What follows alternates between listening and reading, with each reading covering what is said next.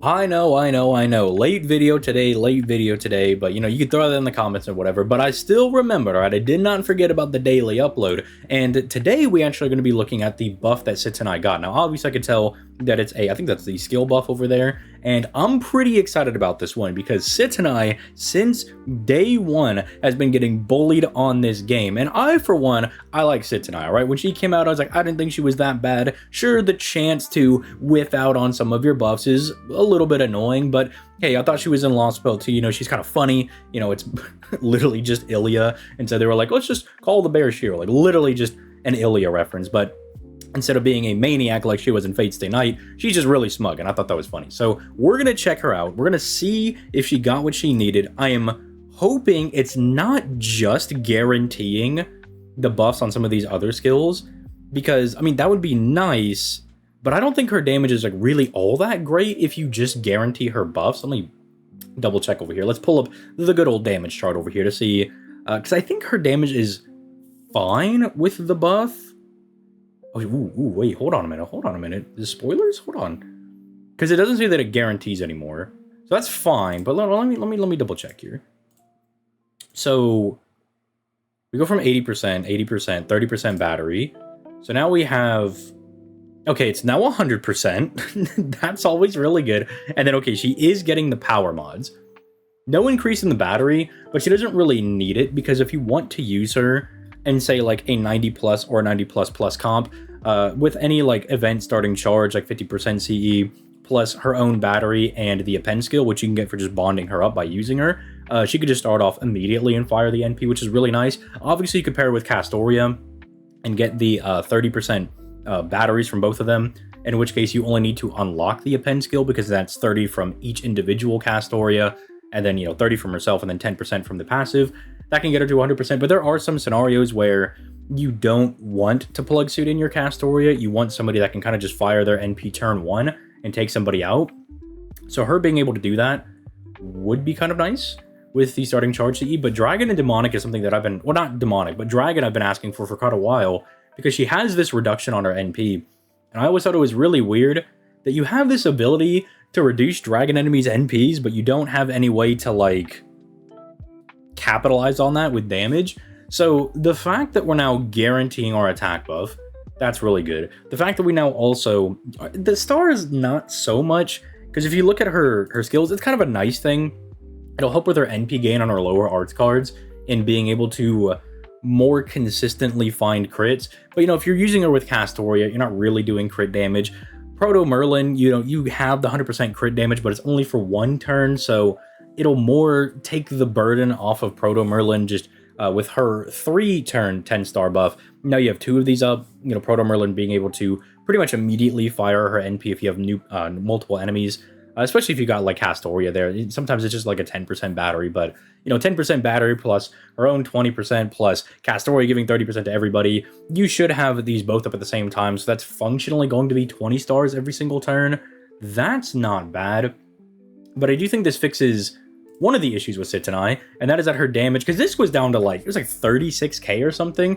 It was not very good. Now, this is still not the craziest damage. I'm assuming she'll still get a little bit bullied for that, but Dragon and Demonic aren't bad power mods, especially if you think about her being an alter ego, and if you think of that as a buff and less of a demerit, because, you know, some people will look at alter egos that are AoEs and say, well, you know, if they're going into like a Saber Rider node, they're really disadvantaged, but how often do you really find those? Most nodes are just going to be a singular enemy, and then even then they're mixed with, you know, Knight class with Knight class or Cavalry class with Cavalry class, so usually you're not too disadvantaged. But because you are alter ego, you can just view it as like, oh, I can hit basically all of these enemies, because dragons are usually riders, you know, sometimes they're berserkers, on the odd end, you know, occasionally they're, you know, like a saber or a lancer, like some of the Babylonia enemies are, but yeah, like pretty free against these guys. Like, so she'll not only be super effective against them, but then she'll also have class advantage, or, you know, power mod on them and being class advantage on them. So that'll be really good for her damage.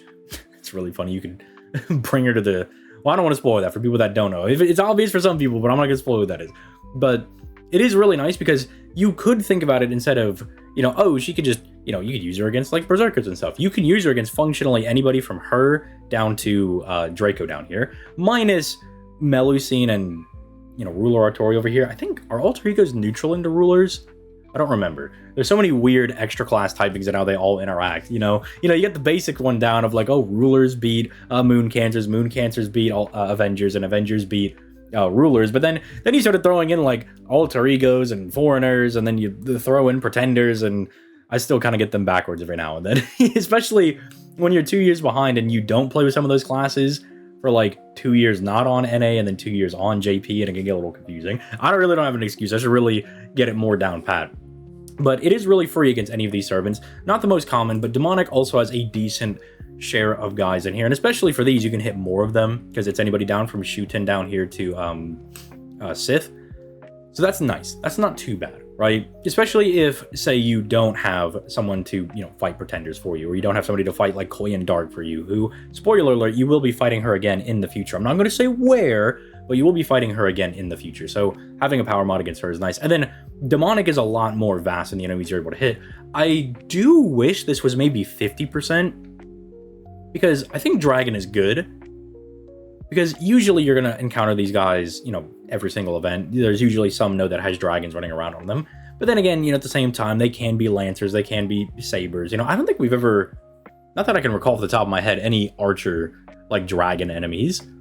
Can't really think of any, because usually, like, the Babylonia guys are like Sabers or Lancers usually. I don't think I've ever seen them be Archers, but it's good against them when you run into them, so maybe that's why they're like, it's common enough. You're fighting dragons fairly frequently. Maybe we just go 30%. Maybe they didn't want her doing more than any of this, right? Because 57 is not bad. It's not the worst. I mean, you can see Melt up there, top of the charts. Hold on, no, yeah, okay. Her face is blocked off on the left because of OBS, but Melt is at the top of the charts over here. She's clearly dominating the game, but that's just Melt. Melt's like one of the best single targets, if not the best single target unit in the game right now. I think, I still probably think the new Count of Monte Cristo is probably still better. That guy is bonkers nuts, but I think Melt does give him a run for his money. If you have him at 1 or her at 2, I don't think it really matters all that much. I mean, they're both just so stupidly good, it doesn't matter, but this isn't about them, all right? So it doesn't exactly let her compete with, like, say, the top tier people, but if you were relegated to only using Super Bunyan, you no longer need to rely on Bunyan's kind of lackluster kit and then having to rely on getting these like buffs over here to try to make her do damage. You just have free damage whenever the skill is up. And then Demonic and Dragon does have overlap, because like Ibuki, I'm pretty sure, is Demonic and Dragon. Yeah, she's Demonic and Dragon. Dino Mommy is. Some of these kind of like are unfortunate, because I mean, you could bring her against Vitra because she's getting double power mod. She's going to be hitting them for resisted damage. But if you don't have anything better, because you got to also remember, some players are going to pull Sitonai on like a GSSR or something. Oh no, she's not on GSSRs because she's story locked. So, well, then I don't know where you're going to pull her from. But let's just say you have Sitonai for some reason. If she's the only person you have, maybe you're like me, you read Lost Spell 2 and you were like, dude, this smug version of Ilya is hilarious, dude. Scotty's like, I'm just trying to get along with everyone. And Sitonai's like, rebellious, like, child who's just like, nah, I'm not going to partake in any of this, screw you, I'm going to go do my own thing. I thought it was funny. So maybe that's why you summoned.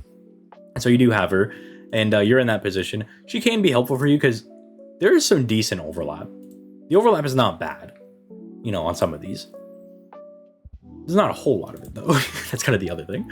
They are there. I mean, Dino Mommy does have a challenge quest, and I think they did bring that back. No, wait, that was for the mouse event, and that hasn't come back. But if they ever do decide to run some of those back, because I think she has an advanced quest for Dino Mommy. I think she has one of those, so she can be really good for that. You can kind of brute force your way through if you want.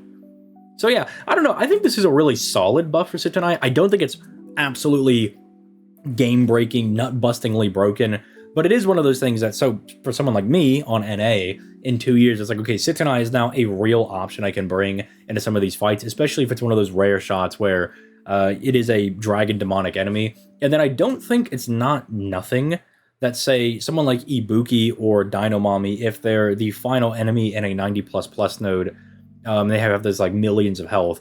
You now have Sitonai as a potential option, is more so if you have her at a couple of higher copies, you have her as an option to try to down one of those enemies. As even as I'm sure a lot of people are finding out with 90++ nodes, you can't just bring any old servant plus Oberon and win. You know, you still gotta have good power mods. They still need to be invested in. You gotta level up their skills and whatnot. I mean, I was trying out Artoria on the 90++ on NA, and she did like not even half of Raico's HP, and I was like, dude, you're NP30. You gotta be better than this. Come on, you gotta be doing better than. But that being said, let me know your thoughts in the comment section down below. I think it's solid. Don't think it's game-breakingly broken, but I do like to see buffs for characters like Sitonai, right? People that actually need it. Because on that same note of Melt did not really need to receive a buff or anything, but someone like Sitonai really does. I mean, I'm glad Melt is disgustingly broken, especially if you're pulling NP2 over there on JP, but I would like to see these servants that are borderline never used, or as some people would argue, maybe unusable, getting those buffs to make them usable and actually good in certain scenarios. And that's really all I ask for, right? Because FGO is one of those games where you can practically use whatever servants you want to clear most content in the game, so making that easier for people that have a favorite servant or a servant they really like is just good vibes for the game. I just like seeing that, where instead of having to tell somebody, oh yeah, well, Salter's not very good until she gets her buff, she's like borderline unusable, to then being like, okay, Salter's a really good option. You know, if you like Saber Alter, you like Heaven's Feel, you now can actually use her, and she's really good, she's very strong. So, you know, if they just want to pass me some buffs over to Lancer Artoria, or even Lancer Artoria Alter, I would appreciate that. And then also, how about some Morgan buffs, you know? Give her 3 extra power mods, 1,000 more years of using Morgan. But with all that being said, I think I've rambled on enough. Let me know your thoughts in the comment section down below. And with all that being said, I hope you guys have a nice rest of your day, whatever is left of it when this video is going up. But yeah, with all that being said, I'll catch you guys on the flippity floppity. Bye!